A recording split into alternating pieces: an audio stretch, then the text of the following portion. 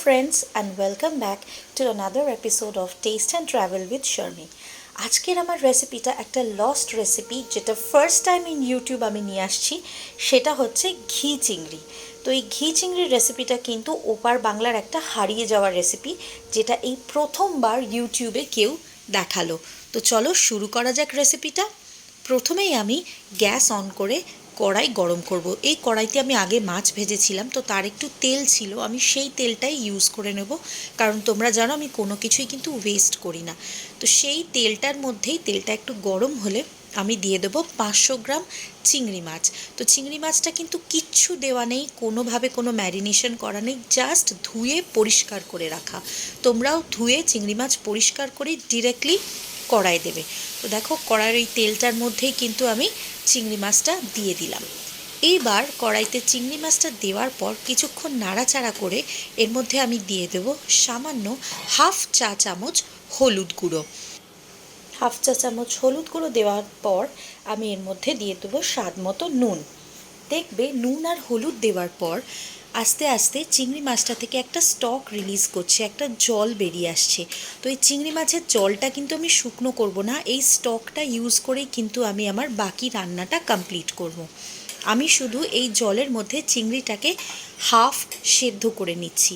তো দেখো এবার সেদ্ধ করে নেওয়ার পর এই জলটা সমেতে, এই স্টকটা সমেতে কিন্তু আমি চিংড়ি মাছটাকে তুলে নিলাম।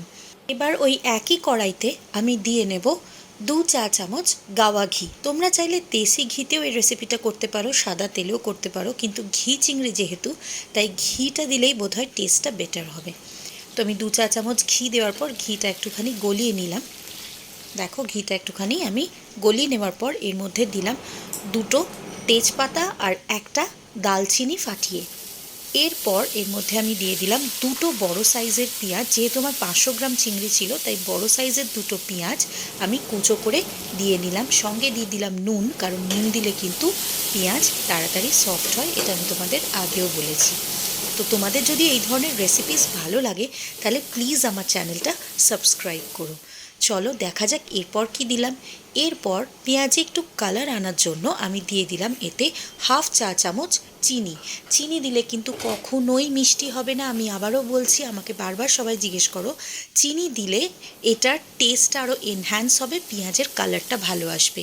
এরপর দিয়ে দিলাম একটা মিডিয়াম সাইজের টমেটো কুচো করে রাখা। আর যেটা মেন জিনিস তোমাকে মাথায় রাখতে হবে, এই পেঁয়াজটা ভাজা হয়ে যাওয়ার পর আমি কিন্তু এই স্টকটা দিয়েই রান্নাটা করব। তো দেখো আমি যে চিংড়ির স্টকটা বেরিয়েছিল সেই স্টকটা ঢেলে দিলাম ভাজা মশলাটার মধ্যে। তো পেঁয়াজ টমেটো এগুলো যখন একটু ভাজা ভাজা হয়ে যাবে তখনই আমি এর মধ্যে স্টকটা ঢেলে দেবো। স্টকটা ঢালার পর আস্তে আস্তে আমি হাতার পেছন দিয়ে টমেটোটা আর পেঁয়াজটা চাপতে থাকবো যাতে এটা সফট হয়ে যায়। এরপর আমি এর মধ্যে দেব সামান্য কিছু মশলা, যেটার মধ্যে হচ্ছে কাশ্মীরি লঙ্কার গুঁড়ো আর শুকনো লঙ্কার গুঁড়ো। হলুদ তো আমি আগেই দিয়েছিলাম, তাই কাশ্মীরি লঙ্কার গুঁড়ো আর শুকনো লঙ্কার গুঁড়ো আমি এর মধ্যে দিয়ে দিলাম। যতটুকু ঝাল মশলা তোমরা প্রেফার করো ঠিক সেই বুঝেই। তো আমরা যেহেতু একটু ঝাল বেশি খাই তাই আমি একটুখানি বেশি ঝাল দিলাম। এটা দেখো এটা হচ্ছে আদা রসুন একসাথে পেস্ট করে তার জলটা আমি বার করে নিয়েছি। আদা রসুন এতে ডিরেক্টলি দেবে না, কারণ তাতে অনেক বেশি ডমিনেটিং ফ্লেভার হয়ে যাবে আদা রসুনের, যেটা কিন্তু আমরা একদমই চাই না। আমরা চাই চিংড়ি আর ঘিয়ের ফ্লেভারটা থাকবে। তো এটা হচ্ছে সেই আদা রসুনের পেস্ট করার পর একটা কাপড়ে চিপে যে জলটা বেরোয় সেই জলটুকু। তো সেই জলটুকু আমি দিয়ে মিক্স করে নিলাম, নিয়ে কিছুক্ষণ ঢাকা দিয়ে দিলাম। ঢাকা দিয়ে অল্প আঁচে রেখে রেখে আমি এইভাবে টমেটো আর পেঁয়াজগুলোকে সফট করে নেব, পুরো গ্রেভিটাকে সুন্দরভাবে স্মুথ করে নেব। তো চলো দেখো বারবার করে এরকম আমি ঢাকা দিয়ে দিয়ে করতে করতে মিনিট 7 মধ্যেই কিন্তু আমার গ্রেভিটা বেশ শুকনো হয়ে এসছে, জলটা স্টকটা, আর তার সাথে সাথে পেঁয়াজ আর টমেটোগুলোও কিন্তু সফট হয়ে গেছে। তো এই স্টেজে আমি এর মধ্যে দেখো যখন তেল ছাড়বে এরমভাবে, ঠিক যখন এরমভাবে তেল ছাড়বে এই স্টেজেই কিন্তু আমাকে এর মধ্যে মিশিয়ে দিতে হবে যে চিংড়ি মাছগুলো আমি হাফ ডান করে রেখেছিলাম, মানে হাফ সেদ্ধ করে রেখেছিলাম। তো আমি চিংড়ি মাছগুলো ঢেলে দিলাম। আশা করি তোমাদের রেসিপিটা ভালো লাগছে।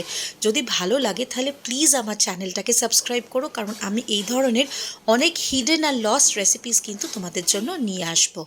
তো দেখো এরপর একটু গ্রেভিটা যেহেতু বেশি শুকনো হয়ে গেছে, আমি হাফ কাপ নর্মাল জল এতে ঢেলে দিলাম। হাফ কাপ, খুব বেশি জল কিন্তু আমি একদমই দেবো না। হাফ কাপ জল দেওয়ার পর আস্তে আস্তে আমি এটাকে নাড়াচাড়া করতে থাকবো। জলটার সাথে গ্রেভিটাও মাখা মাখা হয়ে যাবে। লাস্ট স্টেজে এসে আমি আরও 1 চামচ ঘি এর মধ্যে মিশিয়ে দেবো। দেশি ঘি বা গাওয়া ঘি, যেটা খুশি।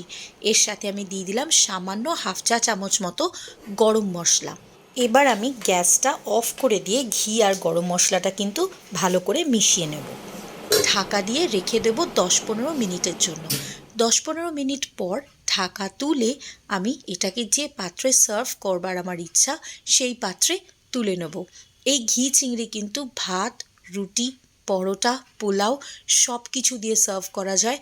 বিশ্বাস করো, একবার ট্রাই করে দেখো, তুমি বারবার চিংড়ির এরম রেসিপি খেতে চাইবে। মালাইকারি তো অনেকবার খেয়েছো, একবার এই ঘি চিংড়িটা ট্রাই করে দেখো। এটা ওপার বাংলার একটা হারিয়ে যাওয়া ট্রেডিশনাল রেসিপি, যেটা শুধুমাত্র আমার কাছে ছিল আমার দিদিমা ঠাকুমার দৌলতে।